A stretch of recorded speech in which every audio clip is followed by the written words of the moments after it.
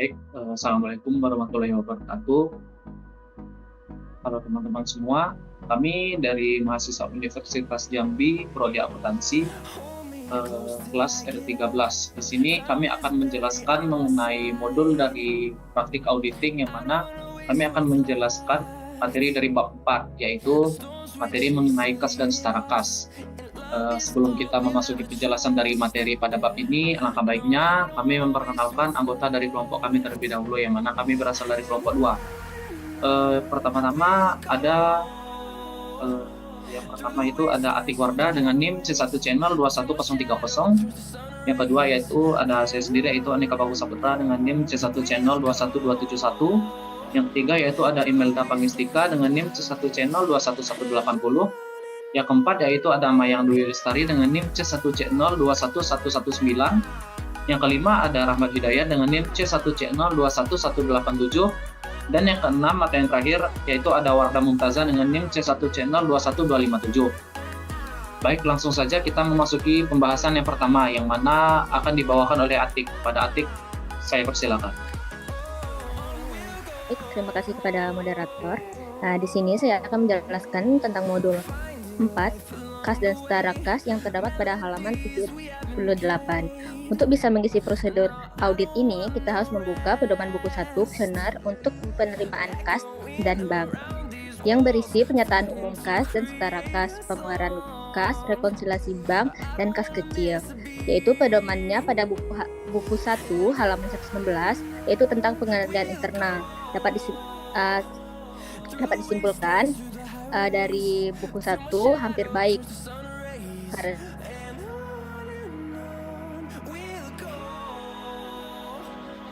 modul 4 sesuai mempermudah penjelasannya. Ada kertas kerja memiliki indeks C, D, TOC2, dan TOC4. Untuk kertas kerja, indeks C adalah KPP kas.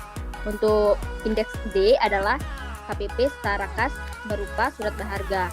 Untuk TOC2 adalah KPP uji transaksi penerimaan bank, dan untuk TOC4 adalah KPP uji transaksi pengeluaran bank. Nah, langsung saja yang pertama yaitu tentang uji ketaatan. Di sini yaitu yang pertama, tentukan sampel bukti-bukti pengeluaran dan penerimaan kas atau bank yang akan diperiksa untuk meyakinkan keabsahan transaksi dan minta tanda tangan atau para penjabat-penjabat yang berwenang. Indeksnya yaitu TOC2. Yang kedua yaitu yakinkan bahwa apakah semua dokumen-dokumen yang dipertanggungjawabkan sudah lengkap dan ditempel lunas untuk menghindarkan bukti-bukti tersebut dipakai berulang-ulang. Ini dikerjakan indeks TOC4. Yang kedua, prosedur auditnya ada uji kewajaran. Yang pertama itu kas. Yang pertama, siapkan schedule utama dari kas dan setara kas. Indeksnya C. Sedangkan yang kedua, lakukan perhitungan kas account secara mendadak dan serentak untuk semua jenis kas yang ada di perusahaan, serta buatkan berita acara pemeriksaan. Di sini C1 dan C2. Yang ketiga, yakinkan bahwa buku kas telah ditutup pertanggal pemeriksaan dan semua bukti pengeluaran dan penerimaan telah dibukukan, yaitu indeks C1 dan C2. Yang keempat, bandingkan saldo kas menurut perhitungan kas dengan saldo buku kas, indeks C1 dan C2. Yang kelima, apabila perhitungan kas dilakukan sesudah tanggal neraca, lakukan prosedur penarikan mundur track back ke tanggal neraca, dan bila dilakukan sebelum tanggal neraca, lakukan penarikan maju track forward ke tanggal neraca, yaitu pada indeks C1. Yang keenam, bandingkan saldo buku besar dengan saldo perhitungan kas setelah prosedur penarikan per tanggal neraca, yaitu indeks C1. Periksa penjumlahan, footing, cross-footing, lembaran-lembaran buku kas secara uji petik. Perhatikan pemindahan saldo pada lembaran tersebut ke lembaran berikutnya. Ini sudah dilakukan, maka dicentang, diberi arahan centang. Yang kedelapan, jika kas kecil menggunakan sistem dana tetap, inverse fund system, teliti apakah sudah ada pertanggungjawaban dari dana tetap sebelum diadakan pengisian kembali. Sudah dilakukan, maka dicentang. Yang kesembilan, pastikan bila ada kas yang dalam mata uang asing telah dikonversikan ke dalam kurs yang benar per tanggal neraca. Sudah dilakukan, maka dicentang. Yang ke-10, buat daftar koreksi yang diperlukan, yaitu indeks C. Yang terakhir yaitu 11, buat kesimpulan dan komentar hasil pemeriksaan kas yang diperlukan diketahui oleh para partner, serta saran perbaikan kepada pihak manajemen yang juga merupakan salah satu penilaian terhadap mutu audit Anda. Tidak dilakukan maka diberi tanda strip.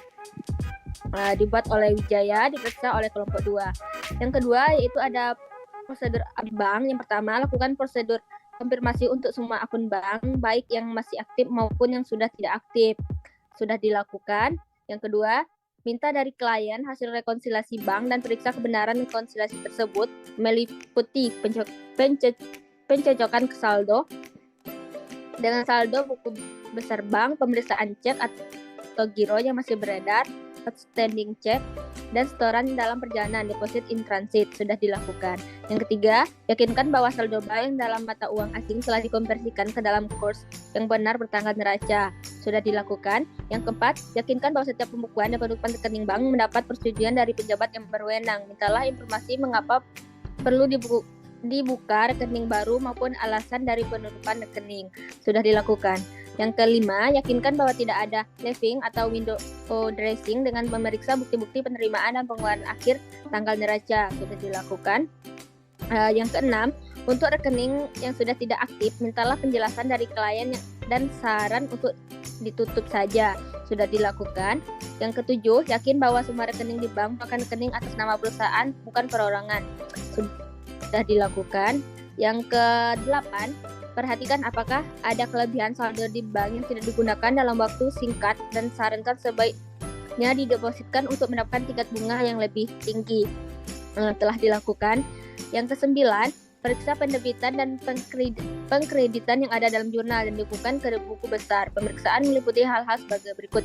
Yang pertama yaitu lakukan vouching bukti kas masuk, cash repair voucher, dan bukti kas keluar, kas disbursement voucher untuk bulan Januari, Juli, dan Desember. Apakah penerimaan kas atau cek giro telah didukung kuitasi dan slip setoran bank untuk dikeliringkan? Apakah setiap pengeluaran mendapatkan persetujuan dari penjabat yang berwenang dan didukung oleh dokumen yang diperlukan, misalkan permintaan pembelian, pesanan pembelian, laporan penerimaan barang, surat jalan dari pemasok dan faktur. Yang kedua yaitu lakukan uji penerimaan dalam buku cek atau giro dengan bukti kas masuk yang didukung slip setoran bank telah dijurnal dengan benar. Yang ketiga yaitu jumlah yang tercantum dalam bukti kas keluar didukung oleh dokumen pendukung lainnya telah dicukupkan dengan jumlah giro yang dibayarkan terdapat pada indeks TOC 2 dan C. Yang ke-10, apakah ada hal-hal yang perlu diungkapkan dalam surat keterangan klien, dan catat hal-hal yang perlu diberikan dalam saran-saran perbaikan kepada pihak manajemen dan surat manajemen. Indeksnya C. Yang ke-11, buatlah kesimpulan dan komentar hasil pemeriksaan bank yang perlu diketahui oleh para partner. Dalam indeks C, diperiksa oleh Wijaya, dibuat oleh Wijaya dan diperiksa oleh kelompok 2. Prosedur audit berikutnya yaitu ada investasi jangka pendek. Yang pertama, siapkan schedule utama dari investasi jangka pendek terdapat pada indeks D. Yang kedua, lakukan konfirmasi atas investasi yang dipegang oleh pihak lain, apakah digunakan sebagai jaminan oleh pihak bank atau dikuasai oleh pihak broker atau pialang. Tidak dilakukan, maka strip. Yang ketiga, minta catatan kurs pada pasar pada tanggal neraca untuk saham dan dibandingkan dengan harga belinya. Tidak dilakukan, maka di strip. Yang keempat, periksa transaksi mutasi penambahan dan pengurangan dengan melihat bukti pembelian dan penjumlahan serta apakah telah mendapatkan persetujuan dari pejabat yang berwenang. Sudah dilakukan. Yang kelima, lakukan verifikasi atas dividen tunai atau saham yang penerimaan bunga deposit. Sudah dilakukan. Yang keenam, lakukan pengecekan pencatatan investasi apakah sudah sesuai dengan ketentuan standar akuntansi yang berlaku umum. Sudah dilakukan. Dan terakhir yaitu perhatikan klasifikasi dari setara kas bahwa investasi tersebut segera akan jatuh tempo dalam 3 bulan atau kurang dari tanggal perolehannya, termasuk sebagai kelompok setara kas dan tidak dijadikan sebagai jaminan. Jika lebih dari 3 bulan, termasuk investasi jangka pendek, tidak dilakukan. Sekian presentasi yang dapat saya sampaikan. Saya kembalikan kepada Oke, baik, terima kasih kepada Atik.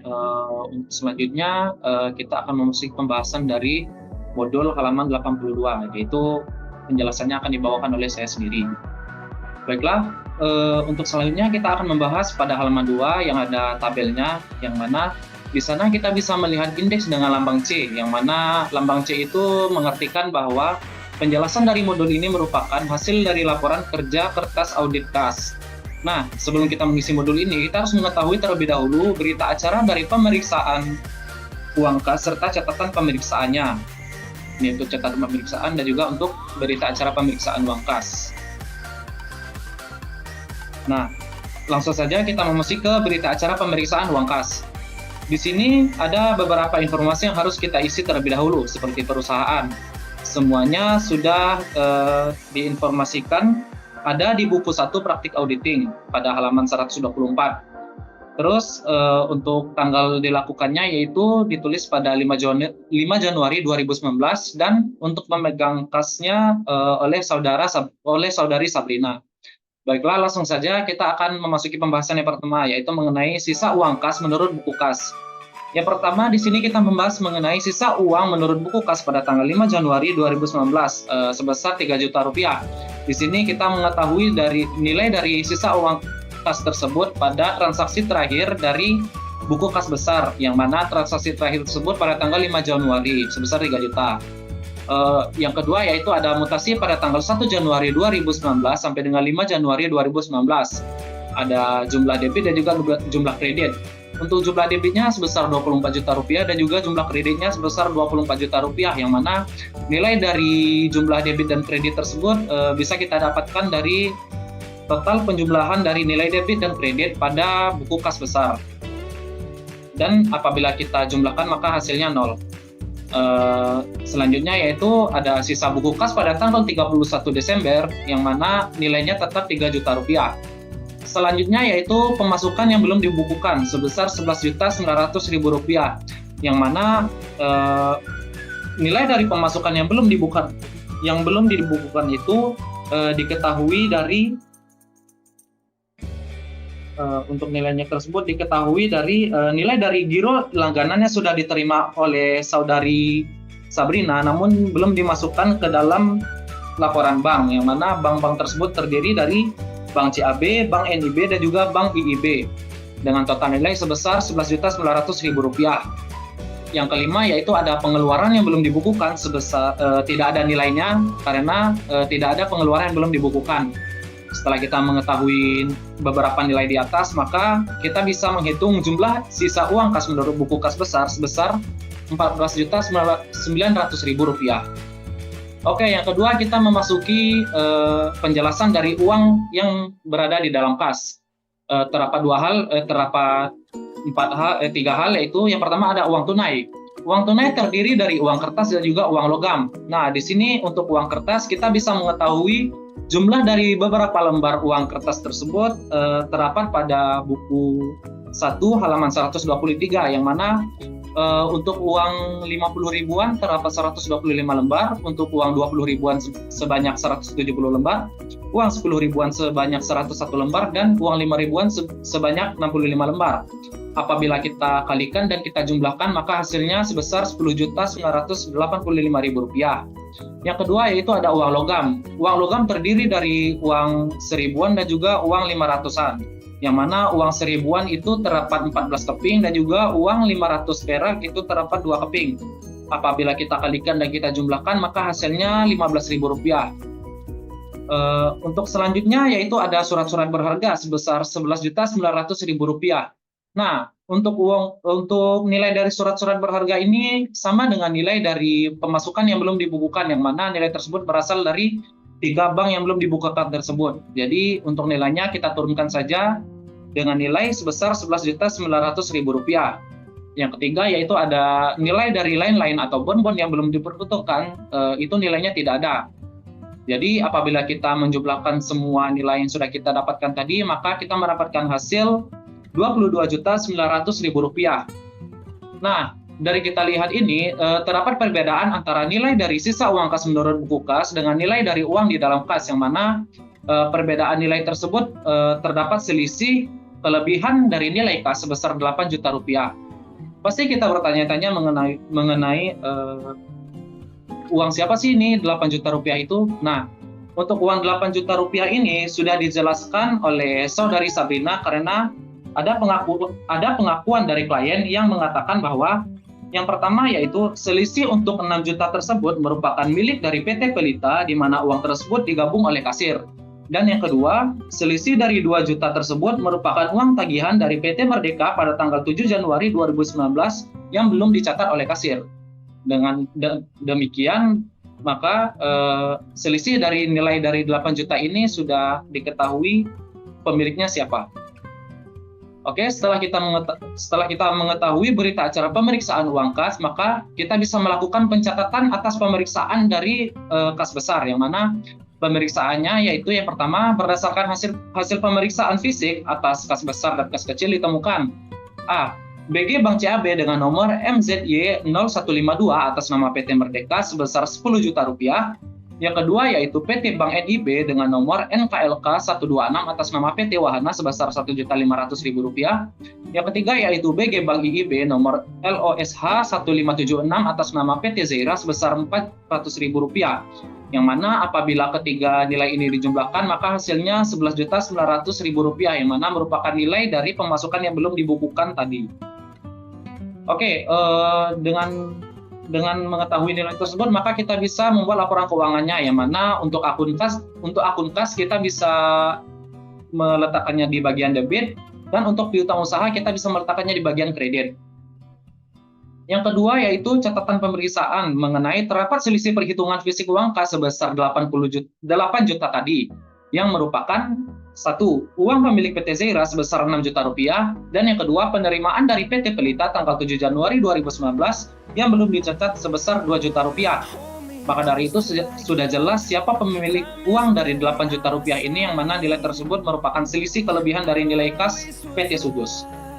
Dan yang ketiga atau yang terakhir yaitu terdapat selisih perhitungan fisik uang real senilai 200.000 yang tidak dapat dipertanggungjawabkan oleh pemegang kas real.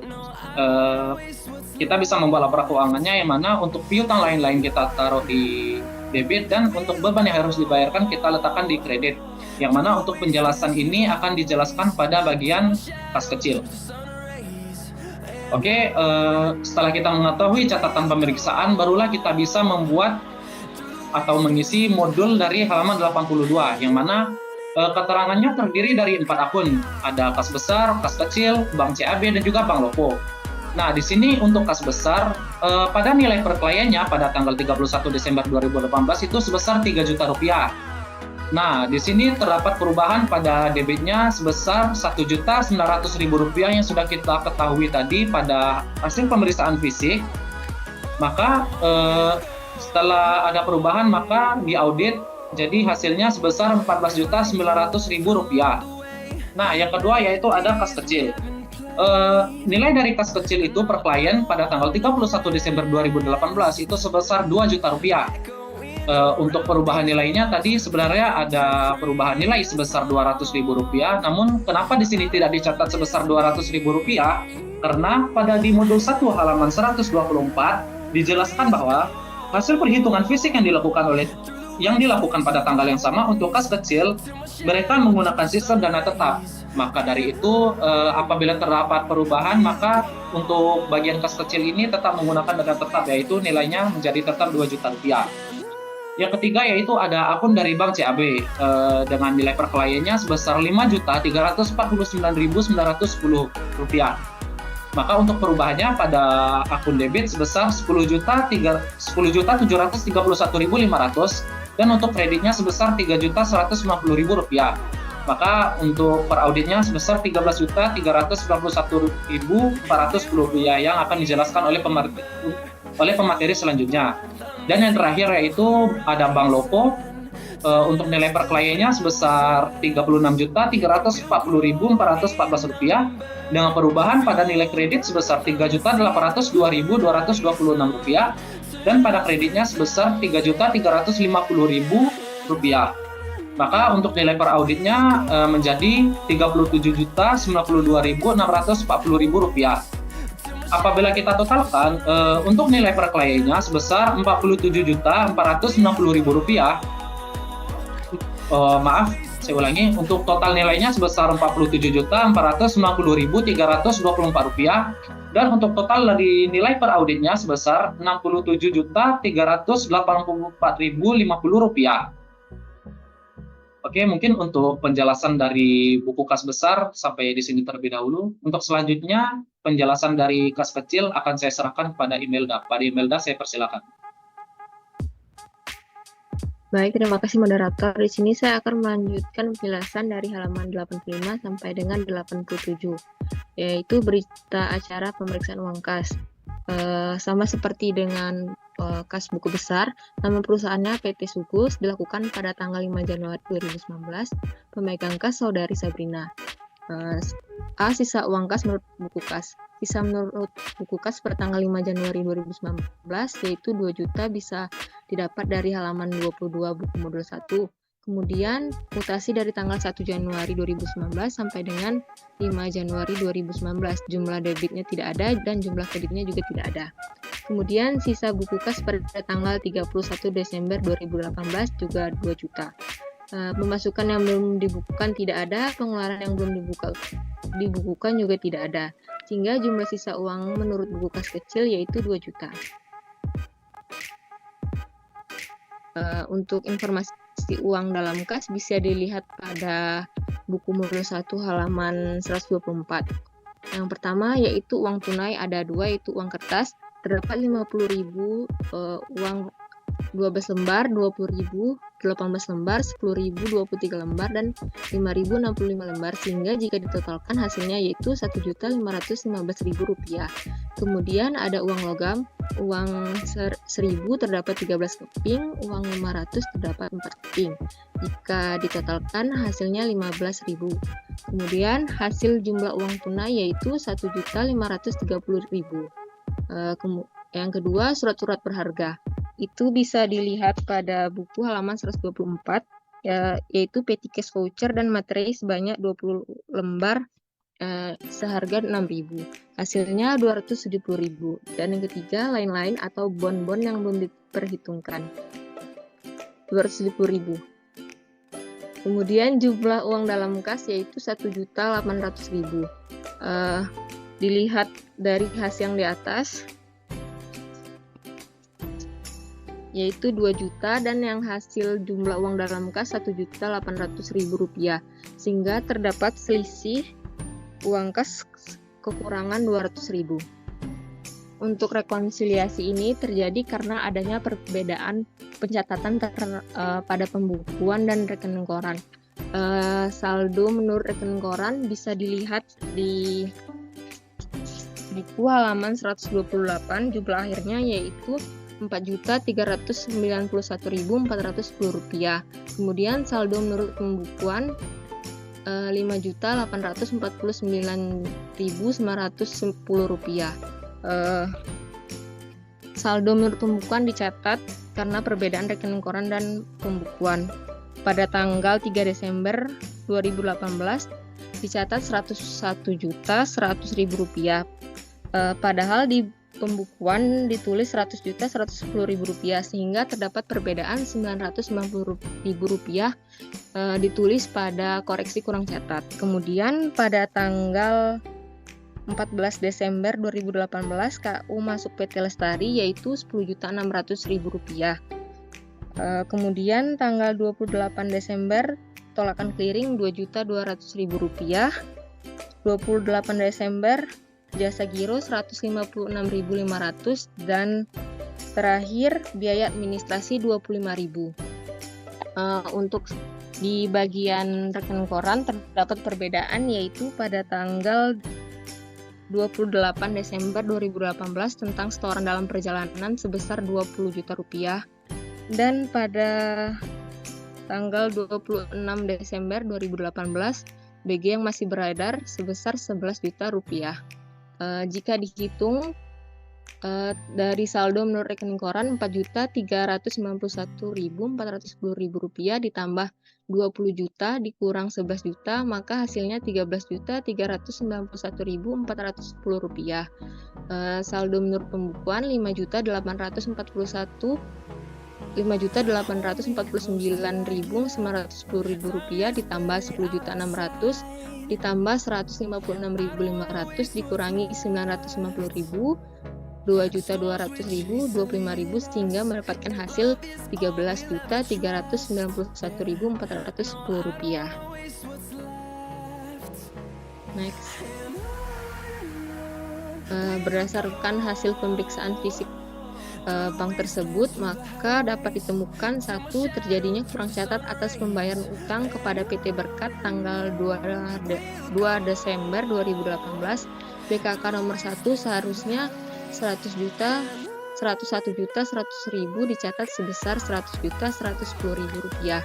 Maka di jurnalnya yaitu utang usaha terhadap Bank CAB sebesar Rp990.000. Kemudian yang nomor 2, perusahaan belum mencatat atas penerimaan dari PT Lestari. Jurnalnya Bank CAB terhadap piutang usaha sebesar Rp10.600.000. Yang ketiga, salah satu BG yang diterima dari pelanggan ternyata kosong. Jurnalnya piutang usaha terhadap Bank CAB sebesar Rp2.200.000. Yang keempat, perusahaan belum mencatat biaya administrasi dan jasa giro. Jurnalnya biaya administrasi bisnis Rp25.000, Bank CAB Rp131.000 terhadap pendapatan lain-lain sebesar Rp156.500. Sekian dari saya kembalikan ke moderator. Baik, terima kasih kepada Imelda yang telah menjelaskan mengenai kas kecil. Untuk selanjutnya akan dijelaskan oleh kepada Mayang. Saya persilakan. Baik, terima kasih moderator. Di sini kita akan melanjutkan membuat rekonsiliasi Bank Lopo seperti pada Bank CAB sebelumnya. Sini kita akan melihat pada halaman 89 terlebih dahulu. Kita lihat saldo menurut rekening koran dan pembukuan. Pengerjaannya sama seperti sebelumnya, kita akan membandingkan data-data yang ada di dalam rekening koran dan data yang dibuat oleh PT Subus. Saldo menurut rekening koran berarti kita akan melihat dari rekening koran pada buku 1 halaman 130 pada saldo akhirnya sebesar Rp5.092.542.000. Lalu saldo menurut pembukuan kita lihat di buku Bank Lopo buku 1 halaman 126, saldo akhirnya yaitu Rp36.440.414.000. Kita lihat selisihnya di sini sangat besar. Selanjutnya kita akan membandingkan dengan pembukuan di perusahaan, ada berapa transaksi yang pastinya belum dicatat oleh perusahaan. Yang pertama, dari sisi saldo menurut pembukuan, kita lihat di rekening koran tanggal 24 Desember ada setoran clearing, berarti ada penerimaan piutang. Ada di buku 1 halaman 130 sebesar Rp3.750.000. Tapi ternyata di buku bank belum dicatat, makanya jadi penambah di saldo pembukuan. Lalu bank memberikan jasa giro dan juga ada beban administrasi bank dan biaya cek atau giro sebesar Rp18.000. Berarti kita masukkan di rekonsiliasi. Lalu selanjutnya ada tolakan clearing tanggal 28 Desember sebesar Rp3.350.000. Kalau ada tolakan clearing berarti ada BG kosong, itu jadi pengurang. Setelah dilakukan perhitungan, dapatlah saldo sebesar Rp30.092.640.000. Selanjutnya kita lihat yang menurut rekening koran. Jika kita lihat dan dari buku Bank Lopo, pada halaman buku 1 halaman 126 ada beberapa transaksi yang sudah dicatat tapi belum masuk dalam rekening koran Bank Lopo. Yang pertama itu tanggal 26 Desember ada clearing tagihan PT Nuansa sebesar Rp37.500.000, tetapi belum ada di rekening koran sehingga datanya dibuat dalam saldo menurut rekening koran. Lalu tanggal 17 Desember pembayaran utang pada PT Elang sebesar 2 juta, tetapi belum dikliringkan sehingga muncul di rekening koran. Selanjutnya tanggal 21 Desember itu ada pembayaran PT Caraka pada buku 1 halaman 126 itu belum muncul di rekening koran. Jadi ini jadi pengurang di saldo rekening koran. Selanjutnya itu setoran dalam perjalanan yang kedua tanggal 28 Desember ini setoran tunai sebesar 2 juta. Tapi di rekening koran itu belum dicatat, jadi kita masukkan jadi penambah. Sehingga diperoleh saldo sebesar 30.092.540.000. Untuk selisih yang kita temukan itu akan kita buat masukkan ke dalam jurnal penyesuaian pada halaman 88. Baik, di sini berdasarkan hasil pemeriksaan fisik atas kas besar dan kas kecil itu ditemukan yang pertama perusahaan belum mencatat atas penerimaan piutang. Jurnalnya Bank Lopo pada piutang usaha sebesar Rp3.750.000. Yang kedua, perusahaan belum mencatat biaya administrasi, biaya cek atau giro dan jasa giro. Jurnalnya biaya administrasi bank, biaya administrasi bank sebesar Rp18.000, biaya cek atau giro Rp5.000, Bank Lopo sebesar Rp52.226. Pada pendapatan lain-lain sebesar Rp75.226. Yang ketiga, ada perusahaan yang belum mencatat BG yang ditolak.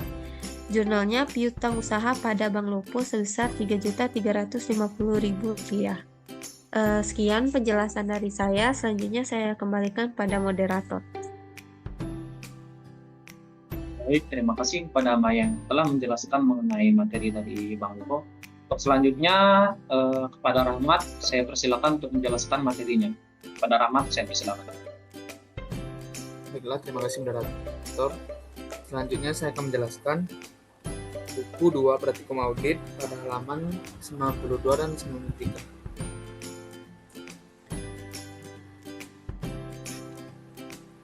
Saya akan menjelaskan tentang deposito dan investasi pada saham. Pada deposito berjangka ini merupakan deposito dari Bank CIB. Dan perkelahian pada perkelahian di akhir tahun diperoleh nilai 1.450.000.000. Perolehan nilai ini dapat kita lihat penjelasannya pada buku 1 Praktikum Audit di halaman 123. Deposito berjangka pada Bank CIB memiliki saldo awal sebesar 1 miliar dan dalam USD sebesar 30.000 USD. Setiap per tahunnya, suku bunga pada deposito ini memperoleh 10% dari total nilai deposito tersebut. Maka dari itu, deposito pada Bank CIB yang sebesar 30.000 USD dikenakan tarif 10% dan diperolehlah hasil akhir 450 juta dan dijumlahkan dengan saldo awalnya 1 miliar dan diperolehlah hasil tersebut 1.450 juta. Di sini tidak ada transaksi dari debit kreditnya dan langsung diaudit pada akhir tahun 2018 diperolehlah nilai 1.450 juta. Selanjutnya pada investasi pada saham. Investasi pada saham ini merupakan investasi dari PT Gudang dan PT Garam. Pada perkelahian akhir tahun 2017 diperoleh nilai 265 juta. Hasil perolehannya bisa kita lihat dari penjelasan buku 1 Praktikum Audit di halaman 123. PT Gudang dan PT Garam ini memiliki saldo awal sebesar 200 juta rupiah dan selanjutnya PT Gudang memiliki saham sebesar 20 lembar saham dan harga sahamnya merupakan 8.500. Maka hasil dari perkalian tersebut diperolehlah 170 juta. Dan selanjutnya PT Garam memiliki saham 1.000 lembar dan harga per sahamnya sebesar 10.500.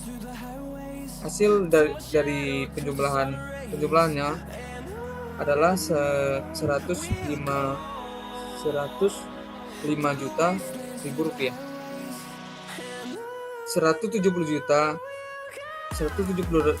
juta rupiah dikurangkan dengan 105 juta maka diperoleh hasil 65 juta dan ditambahkan pada saldo awalnya 200 juta, maka dicatat di situ per kliennya sebesar 265 juta. Dan kredit 500.000 itu akan saya jelaskan pada halaman 93 nanti dari mana hasil perolehannya.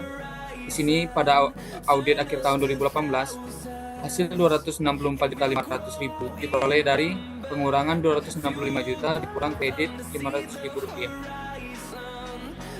Maka pada tumbuhan total pada perklien 2017 adalah 1.450 juta ditambahkan dengan 265 juta diperoleh 1.715 juta.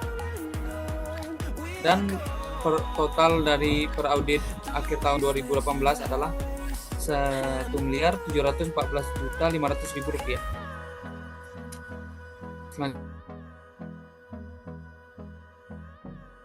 Halaman 93. Catatan pemeriksaan. Perusahaan belum mencatat penurunan atas nilai investasi saham. PT Garam. Harga perolehan PT Garam ini sebesar 100 juta rupiah diperoleh dari PT Garam yang pada awalnya memiliki 10.000 lembar saham dan harga sahamnya 10.000 per lembar. Maka 10.000 lembar dikali dengan 10.000 rupiah didapatkan 100 juta rupiah.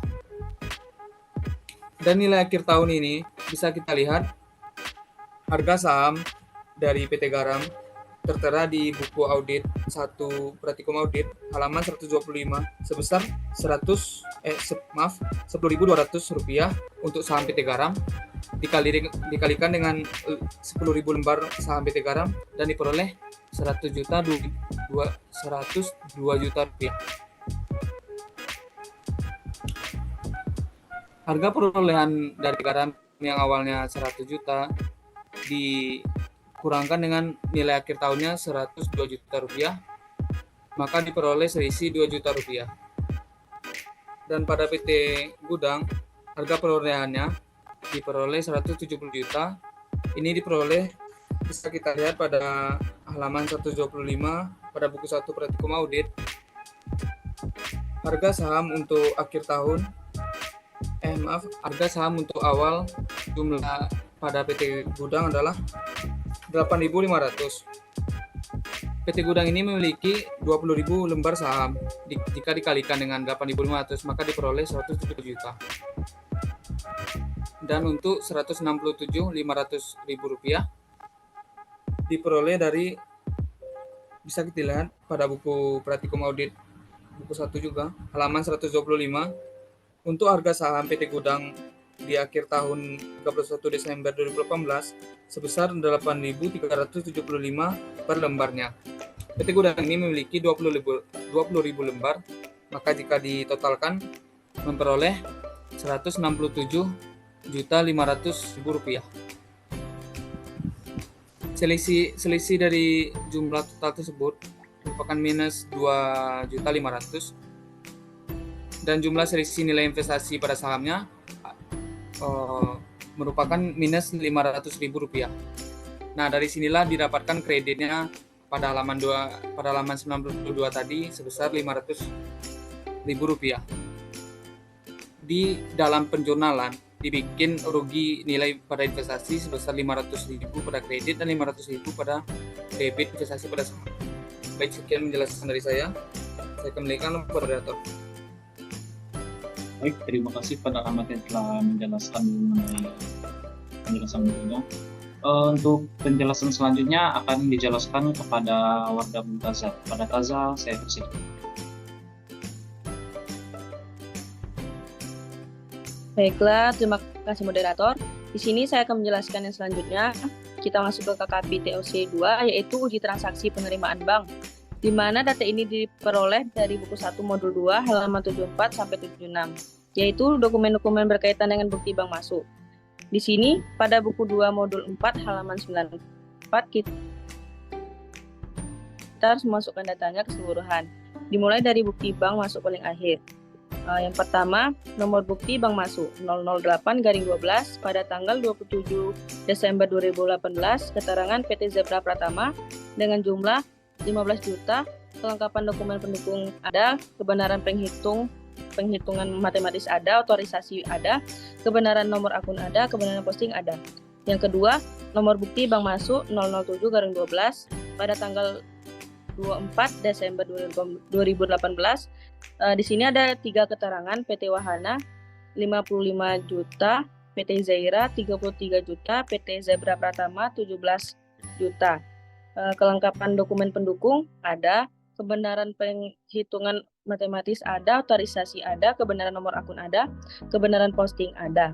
Yang ketiga, nomor bukti bank masuk 006-12 pada tanggal 24 Desember 2018. Keterangan ada 2 keterangan, yaitu PT Usaha Lancar dengan jumlah 21.150.000, PT Pelita 32.200.000. Kelengkapan dokumen pendukung ada, kebenaran penghitungan matematis ada, otorisasi ada, kebenaran nomor akun ada, kebenaran posting ada. Yang selanjutnya, nomor bukti bank masuk 005-12 pada tanggal 19 Desember 2018, keterangan PT Sejahtera dengan jumlah 8.375.000, kelengkapan dokumen pendukung ada, kebenaran penghitungan matematis ada, otorisasi ada, kebenaran nomor akun ada, kebenaran posting ada. Nomor bukti selanjutnya, nomor bukti bank masuk 003-12 pada tanggal 10 Desember 2018, keterangan PT Tempo dengan jumlah 178.750.000, kelengkapan dokumen pendukung ada, kebenaran penghitungan matematis ada, otorisasi ada, kebenaran nomor akun ada, kebenaran posting ada.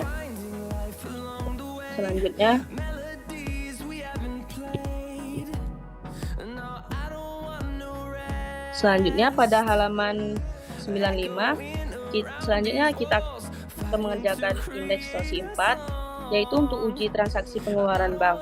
Di sini pengerjaannya sama dengan TOSI 2. Kalau TOSI 2 tadi adalah kita melihat datanya di bukti bank masuk, sedangkan TOSI 4 kita ambil datanya di bukti bank keluar.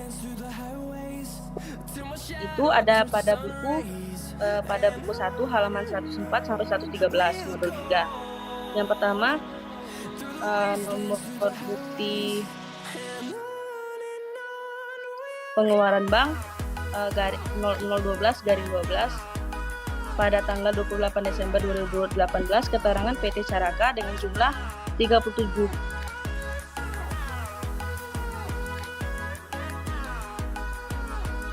pendukung ada, kebenaran posting ada. Selanjutnya, nomor bukti pengeluaran bank 0011-12 pada tanggal 28 Desember 2018, keterangan PT Barkat dengan jumlah 18.567.000, kelengkapan dokumen pendukung ada, kebenaran penghitungan matematis ada, otorisasi ada, kebenaran nomor akun ada, kebenaran pengeluaran bank 0010-12 pada tanggal 26 Desember 2018, keterangan PT Elang dengan jumlah Rp49.650.750. Kelengkapan dokumen pendukung ada, kebenaran penghitungan matematis ada, otorisasi ada, kebenaran nomor akun ada, kebenaran posting ada. Nomor bukti pengeluaran bank selanjutnya 009-12 pada tanggal 26 Desember 2018 di keterangan PT Andalas dengan jumlah 85 juta, kelengkapan dokumen pendukung ada, kebenaran penghitungan matematis ada, otorisasi ada, kebenaran nomor akun ada, kebenaran posting ada. Selanjutnya yang terakhir, nomor bukti pengeluaran bank 008-12 pada tanggal 26 Desember 2018, keterangan PT Caraka dengan jumlah 11 juta, kelengkapan dokumen pendukung ada, kebenaran penghitungan matematis ada, otorisasi ada, kebenaran nomor akun ada, dan yang terakhir kebenaran posting ada. Baiklah, sekian materi dari saya kembalikan ke moderator. Baik, terima kasih kepada kepada Taza yang telah menjelaskan cara penyelesaian modul sampai ke tahap akhir. Oke, mungkin hanya segini yang dapat kami jelaskan mengenai penyelesaian dari modul praktek auditing dari buku 2, yaitu mengenai materi kas dan setara kas. Dan jika juga ada salah penjelasan, kami mohon maaf. Kami tutup dengan wassalamualaikum warahmatullahi wabarakatuh.